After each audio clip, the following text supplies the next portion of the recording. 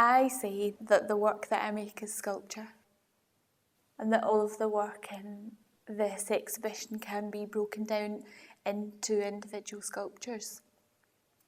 But I can also see that it's problematic to call these works sculptures because they are so often, nearly installation, nearly painting, nearly performance art.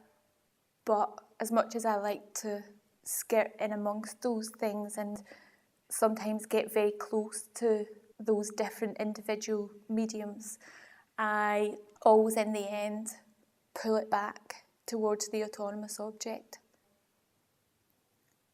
The materials that I use are left raw or untransformed. So say they are a mixture of just very traditional art making materials like plaster and chalk and paint and other more sort of everyday substances like makeup and soap. But I don't differentiate between those things. That stuff is just all what the material world is made up of. So there's no particular difference to me. My work doesn't point outside of itself to metaphor or to the symbolic, to language, to meaning. Often people will ask, what is the meaning of this sculpture? I can't understand that question. I don't know what that means, and I'm not remotely interested.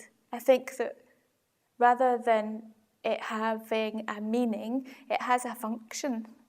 Rather than it having this ephemeral sort of relationship to language outside of itself, it exists as a physical reality in the world. So rather than say, what is the meaning of this sculpture, I would prefer to ask, what are the consequences of this sculpture?